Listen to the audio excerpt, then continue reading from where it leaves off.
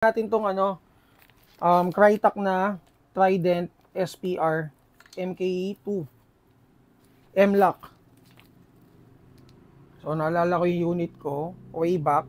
May XPA ako na ganito, sobrang solid ng Crytek. Ang isa lang ang ayaw ko sa Crytek, sa sobrang solid ng unit nila, sobrang bigat din. Okay, so ayun, lapit monte.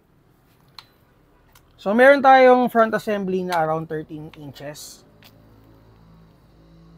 And then outer barrel, siguro mga around mga 16 inches to. Perfect for DMR setup.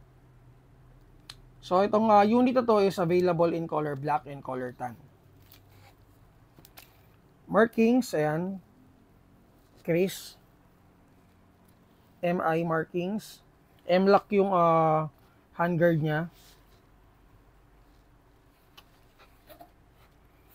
And then working, sorry, hindi working. Teka, check na natin. So hindi working yung bolt release niya. Dust cover. And then serial number, guys. May markings dito. So, made in Taiwan. Polymer yung grip. Trident grip. And then sa kabilang side, yan, may engraved na Crytek markings. Metal yung mga receiver parts. Ito ambi, guys, yung selector niya. And then naka-speed trigger na rin siya. Crytek speed trigger. And then internal parts is reinforced na. And then yung swivel niya, ayan, may 2-point swivel siya. Adjustable yung stock. Crytek stock din ito. And then battery compartment, dito natin ma-access yan.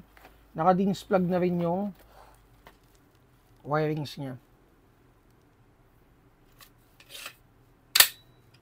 Perfect to, guys, for DMR setup. And by the way, yung charging handle niya is metal na rin pala. And then kasama sa box, syempre yung manual. Kanina pala, nag-test din tayo ng Crytek unit. So yung unit na yon, guys, is licensed ni ni Barrett. So, merong card doon ng EMG. Nandun sa may manual niya. Hindi ko napakita. Ito, kasama, Crytek na mid-cap mags. Siguro mga to. Wala nakalagay na rounds eh. Pero mga 140 rounds to, guys.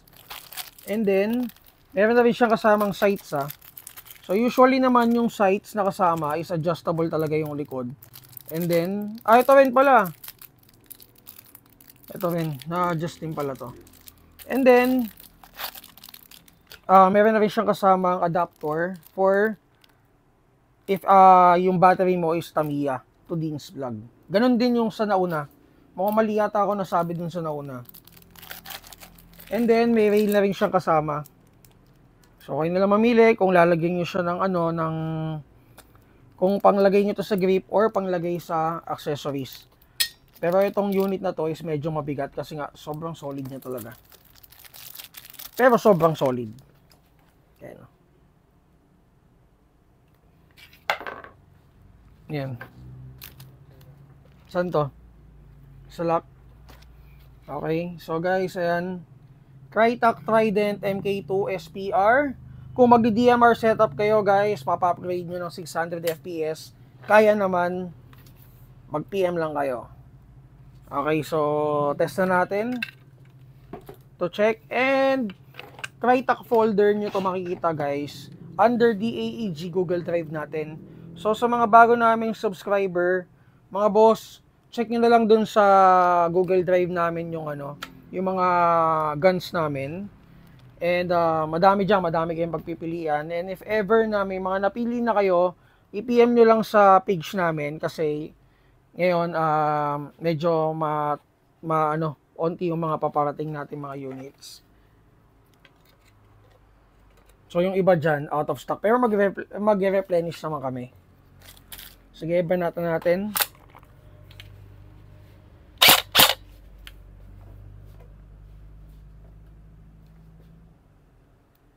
Game. So, 442. Sabihin na natin ang FPS nito out of the box is around 440 to 450. So, i-upgrade natin to for DMR setup. Sabi na 550 to 600, di ba? Okay na okay. Auto. Yan. So, consistent, 440, 442, out of the box, Crytac SPR. Kung may mga tanong kayo regarding this unit, PM lang kayo sa page natin, guys. And again and again, magano kayo, subscribe kayo sa Telegram din namin and sa Mavs Tactical. Kung may mga tanong kayo, PM lang kayo sa page natin. And open kami Monday to Saturday, 10 AM to 7 PM.